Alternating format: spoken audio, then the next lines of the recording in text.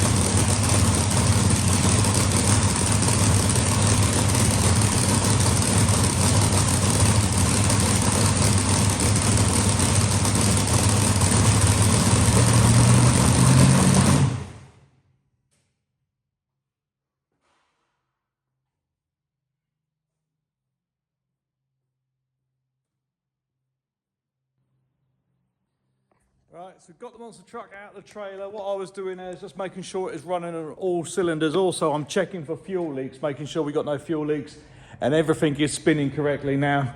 Now we got to do some cleaning. Everything is covered in dust. It's not mud, it's just dust, but it gets absolutely everywhere. It is absolutely filthy.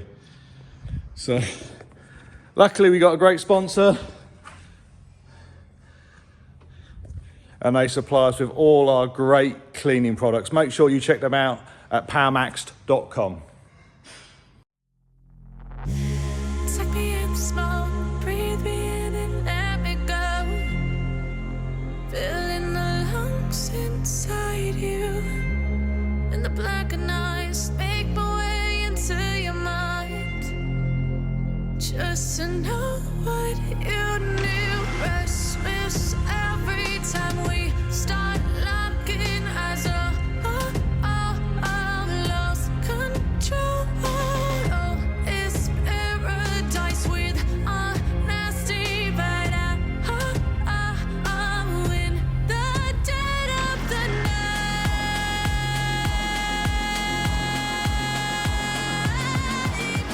Let the darkness take control.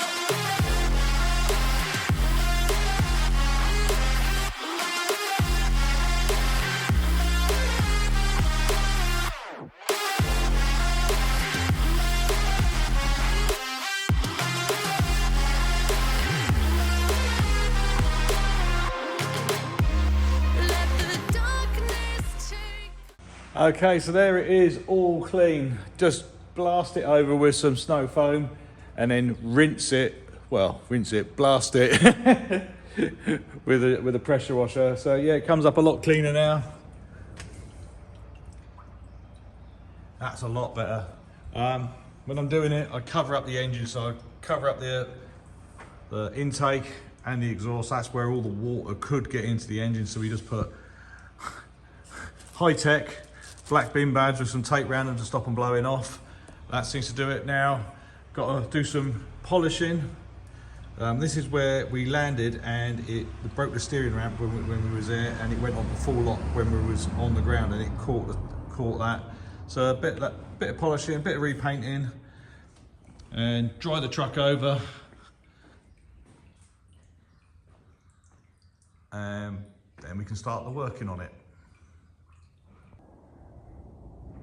So we've started to take the axle apart to get the differential out, and also to change the pit that's broken. So this is the other side. So at the minute it's just draining the oil. So we've pulled the planetary cover off. That bit there's the annulus ring, and the middle bit that comes out, that's the drive shaft. Now this side, I've got it all apart. So there's the outer planetary off. That's the main casing for it. This is the piece that we're changing. So the other one snapped it there, but this is an original one. This isn't, you can quite easily tell it's an original one. On the performance one, this is all shiny steel. And on mine, it's ball and claw. So normally this would all be covered in grease, but because literally I just only wanted to put it in the trailer, I didn't bother greasing anything up. So there's the ball bearings that actually go into that. And this is what's on the other side of it all. So that's the longer drive shaft that goes into the diff. And this part is all part of the planetary. So that's the sun gear in the middle. These are the planetary gears. And that's the annulus ring, what you saw on the other side. And that is connected onto the wheel spindle. The wheel spindle is the bit that bolts onto the knuckle. So this is called the knuckle, and that's the spindle. Now on the monster trucks, you see the wheel tethers. So on my one, it's got cable wheel tethers. The bit that breaks is the spindle. So the spindle is carrying the weight of the wheel and everything all on that. So if that breaks, its idea is that it has to shear the cable, or it keeps it with the monster truck, so the wheel stays with the monster truck. Yeah, so that's how that part of it works. So we just got to finish draining the oil in the other side, and then we can pull off the other side, so it's exactly the same as that other side there. And then we can start taking off the drive shaft and everything. So then we can put, on my truck, I've got a little crane that clips in. So we have to connect a crane in here to hold the diff, and then we can pull it out, slide it out and pull it on the floor. And then we can put it on the bench and take it apart. Okay, so we're nearly at the stage to get the diff out. So to get the diff out, we have to pull the planetaries off the end. We pull the half shafts out. So that's what's behind me all on the floor. And we keep everything in the little blue trays to keep everything organised, so we know where everything goes. So next bit we're on So then after that, we have to take off the prop shaft, take off the brake caliper, and on the back, to get the back out, because it's got the rear steering on it, we've got the self-centering that actually gets in the way. So we take that off as well. So I'm just on the final few bolts. After I get this one out, all the rest of them I can get with the impact gun. I've already broken all of these bolts loose anyway, because I like to make sure that everything's nice and free and spinning before I actually put the impact gun on it. It gives you a much better idea if there's any damage in any threads. So, but everything's good. So, what we've got on my truck though, so if you ever seen any other monster truck teams do this, I don't know anybody else that has this. I've got a lifting system to put the diffs in. I've got a lifting system for taking the planetaries off if I need it, especially if it's on its big wheels. But I've actually got a little crane that clips in here to get the diff out. So we're on the last bolt now.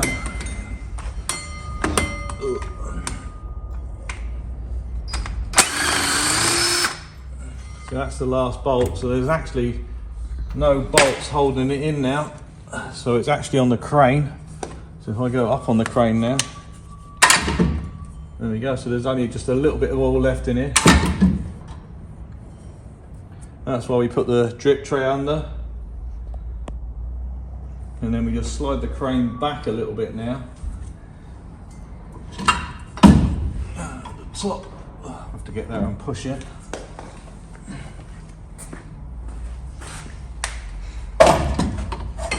So see, the diff is all free now. It's all hanging there. We'll just let it rest and do what it's dripping. And then all we have to do then is with the buttons, we can lower it to the ground.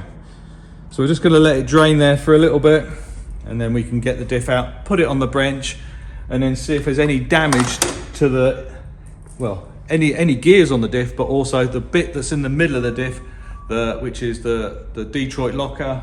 That's the bit it normally breaks when it breaks a half shaft. Okay, so the diff is out, and it's a good job we did pull it out. It has got a little bit of wear on it, but we can adjust that up in a minute. There isn't too much play in the diff. You can just hear that little bit of play. That's not much. So the bit we want to check is this piece in the middle. You can just see the little springs there.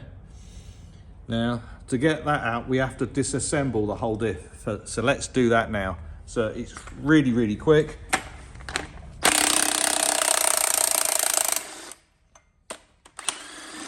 So they're like a big end cap which holds some bearings.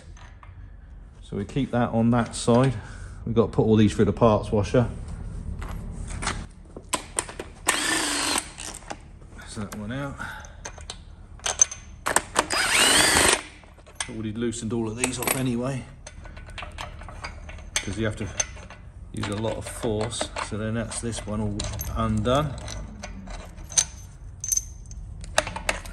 So that's that cap off. We keep all that together. So we know that one's for that side, so we can put that one here. Take that carrier off, and now the diff is available to come out. So if I lift that up, I can pull that bearing race out. We keep that on that side of the end, on that side of the diff. That's that bearing race out. Now the diff will come out. So I'm just going to put some gloves on now.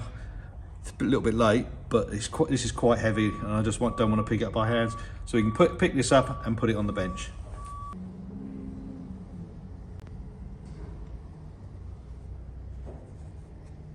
Okay, so we've got it all on the bench. So the next thing we've got to do, we've just got to cut all the wire out of these, because these wires stop it all rotating. So I'm just going to clear all these out.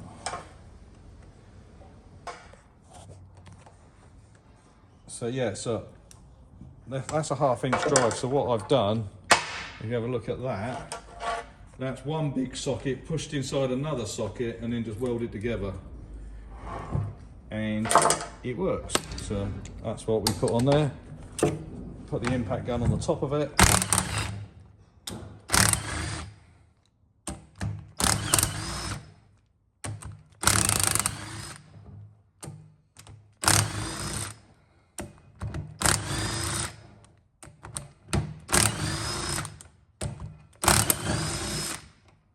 Okay, so that's that piece out. So this bit holds the locker. And there it is, all sprung loaded. Now that's where the half shaft goes in, into there, and that's where it connects into here. So this is how it works. That bit is being able to move up and down. It pops up and down on that big spring. So this spring is in there, which allows this piece to move. This bit is fixed, but these can move both sides. Now what happens now and again, when it breaks the half shaft, it snaps some of these little ones off on the edge, and that one is good. Let me check on that, and they're all there. Hopefully when we pull the other side out, yep, they're all there. And this is the last bit, and they're all there. So that is how it all works. So you can lift that piece out, and that one's got a circlip in it, and that is to stop the half shafts joining each other in the middle. So yeah, so it's a good job. I wanted to check it anyway. It was all good. So all we got to do now is reassemble this back into the truck, settle the preload on it. You can see it's got a little bit of wear on it on the edges, but that's not too bad. So you can see where it's slightly coming out of mesh a little bit. You can see a little bit of wear on there. But this diff has actually been one I've actually broken, and I've re-welded some parts of this with hard facing, so you can see where it's just breaking up a little bit. But that's still good to go. Yeah, let's get it back together.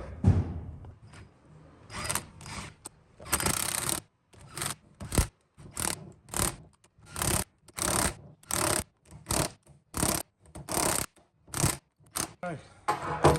That's it, gone all the way around. All I've got to do now is wire lock all this back together and then drop it back into the diff. Okay, so we're getting close now. So now we've got to locate this against the pinion wheel at the bottom. So the way I do it is I just drop that in there to start off with. And this is all off the other side. Got to take out this pin in a minute, but sometimes you can just, no, it won't come out. I've got to take these pins out now, and then I have to put these back in after. So let's get this piece out, and then we can put it in there, and then we can roughly adjust it before we even fit the caps.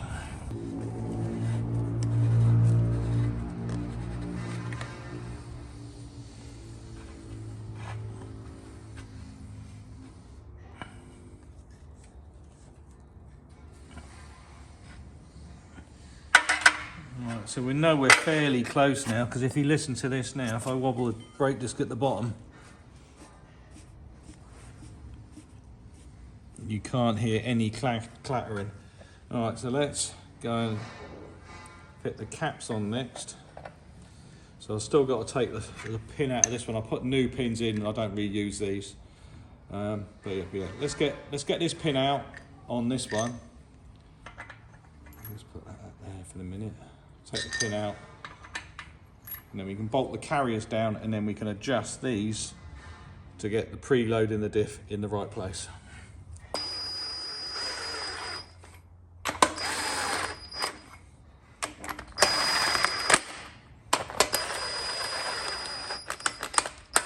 Alright, so I'm not doing anything mega tight at the minute. Flipping it.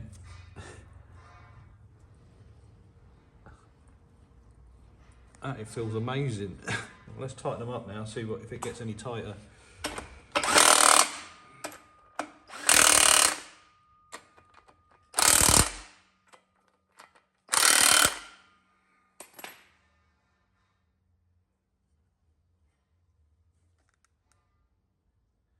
Wow. I've never done one just by adjusting it like by hand with absolutely perfect mesh. That is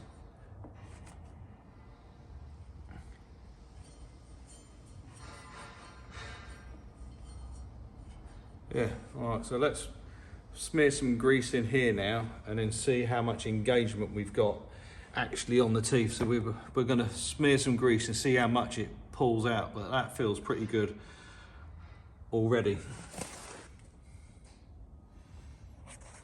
So what we're doing in now is seeing how much engagement we've got left on the bottom. So we're going to smear this grease in, and it should pick it, most of it out. Should only leave a little piece in the bottom.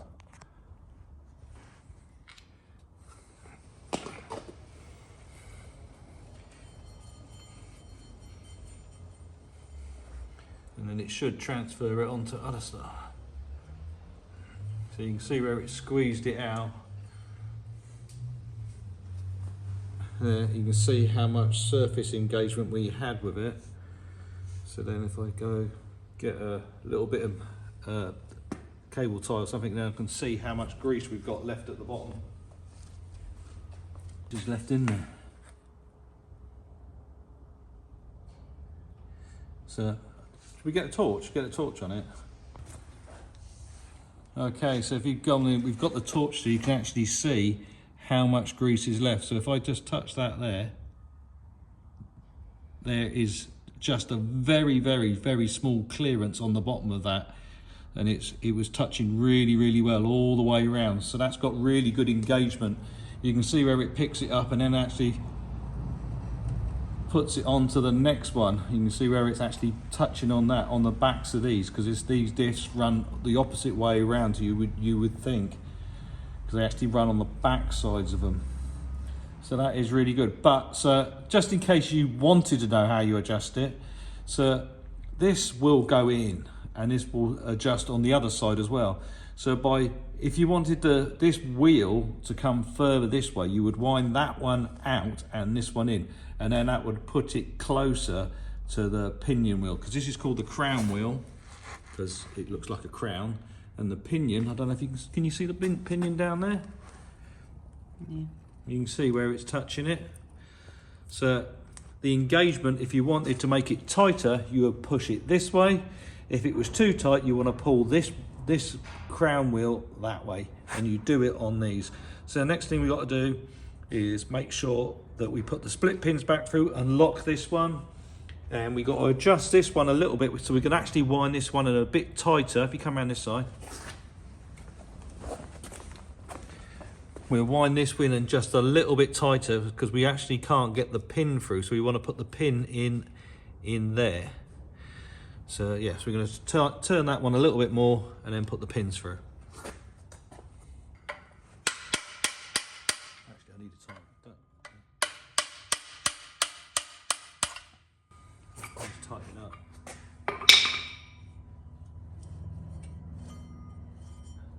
Yeah, that's done. All right, let's back that off a bit.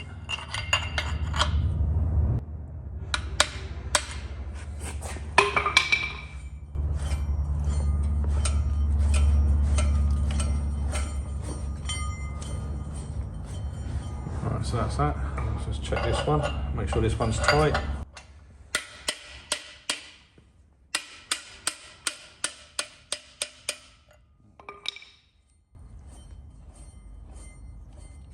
And there we go, all done.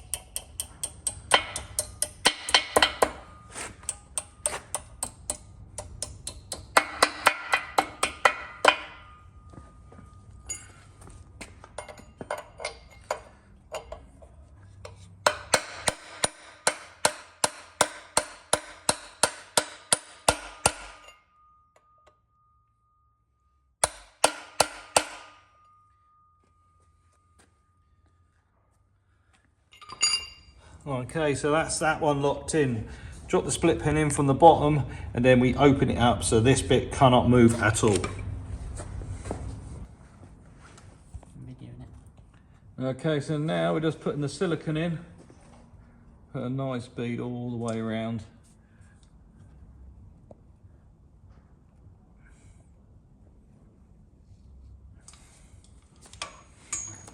Just got to finish going up from the bottom. You probably won't be able to see this bit.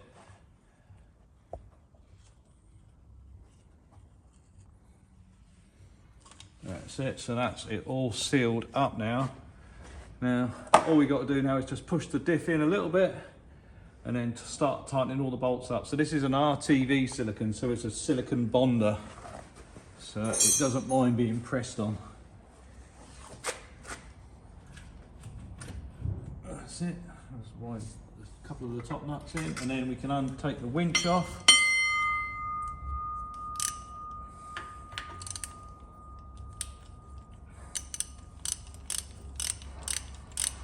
So we've started all these bolts by hand, so we know they're all going to go in.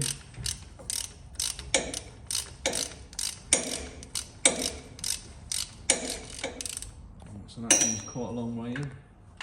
Do the same with this one, and then we can take the winch out.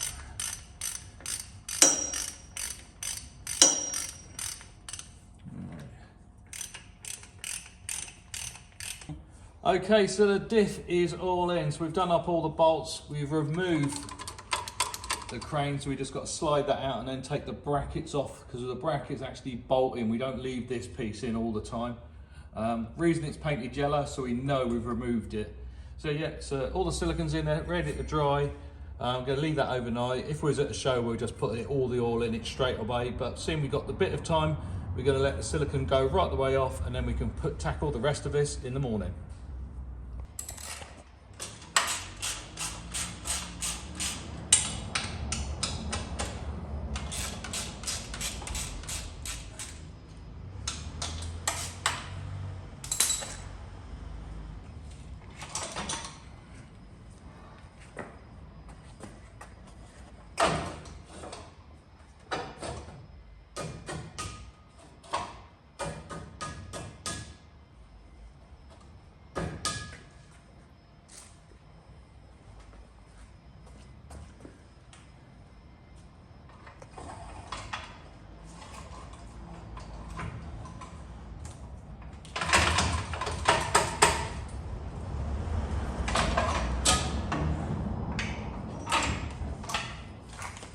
Okay, so that is the winch out.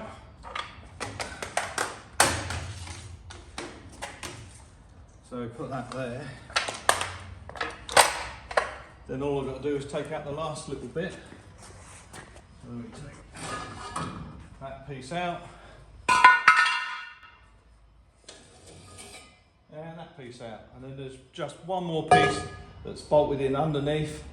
And that then bolts to this. So when we want to use it, it's all in the same place.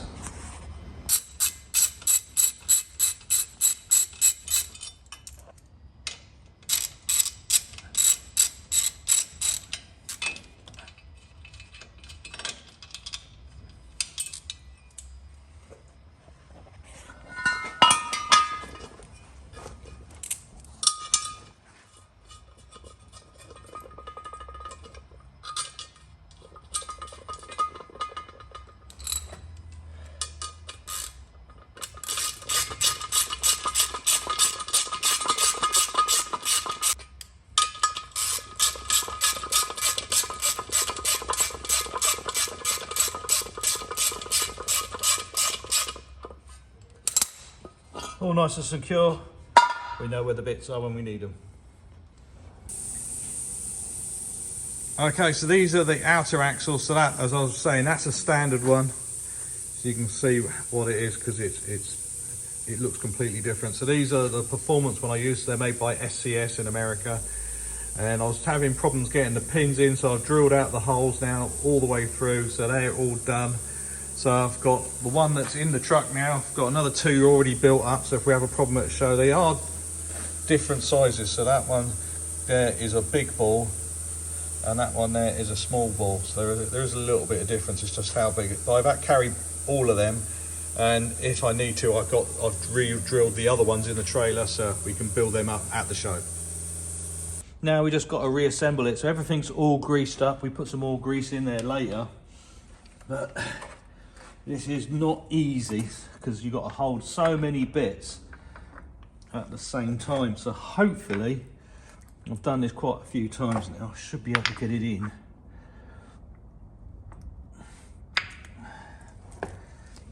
And now it starts to get a bit more tricky because we're putting more and more balls in. Okay, so we're on the last one.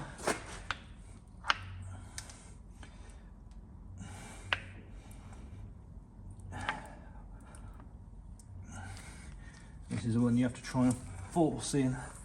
Oh, nearly dropping one of the other ones.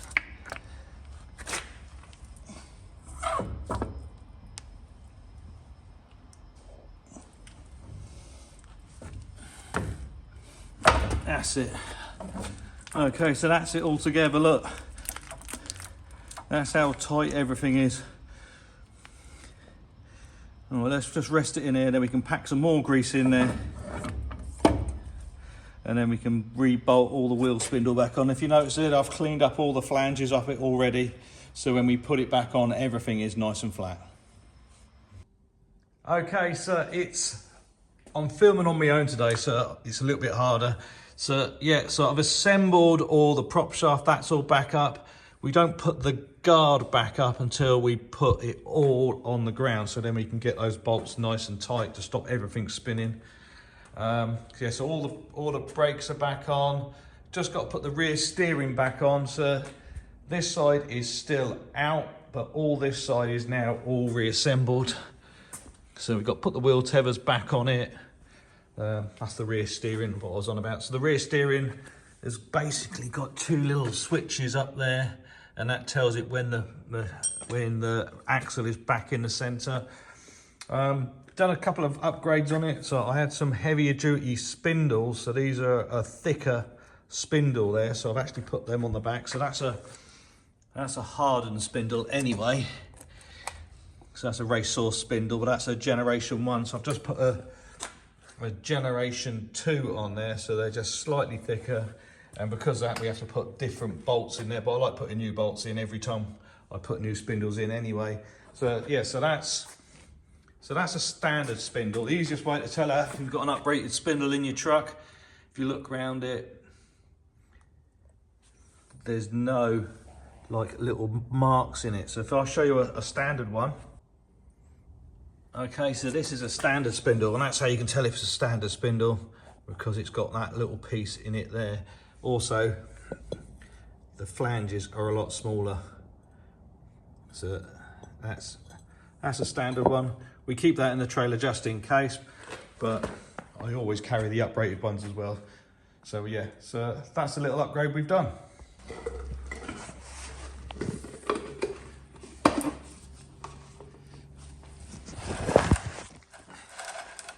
Okay, so the axle is all back together now on the last bit, just topping all the oils back up, and of course we're using Lucas oil. So in the axle I use 80-90 gear oil and also some oil stabilizer in there. And in the planetaries we use the hub oil, so that's Lucas oil hub oil, but I also put some 80-90 in that as well because it is quite thick. So just got to fill this all the way up now until it overflows out the drain plug on the other side, and we're good to go. Okay, so we're on to filling up the planetaries now. So these actually take 4 litres. So I actually put 2 of the hub oil in and then 2 litres of the 80-90 gear oil. But the Lucas oil stabilizer screws perfectly in to the planetary. So it makes it really, really easy to fill them up. So you can actually just do it hands-free.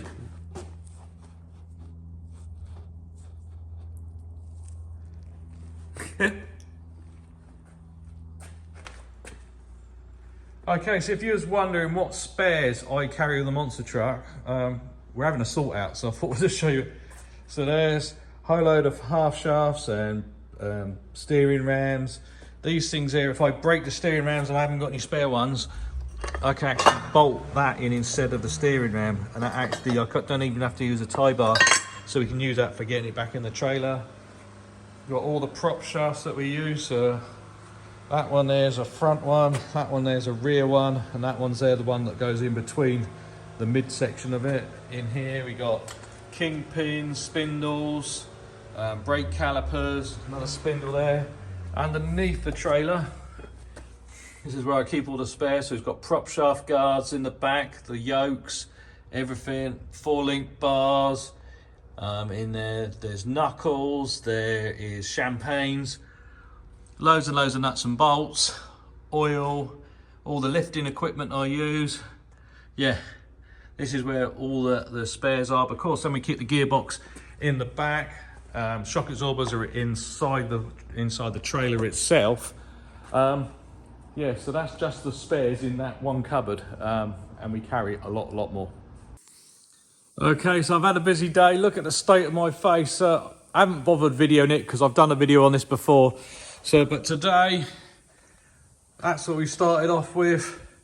And by the end of the day, I have made another knuckle and it's all painted. So there is absolutely loads of welding to get that done. Gonna do that one when we get back tomorrow. Okay, I hope you enjoyed that video. Don't forget to share, like and subscribe, and stay tuned because more videos coming soon.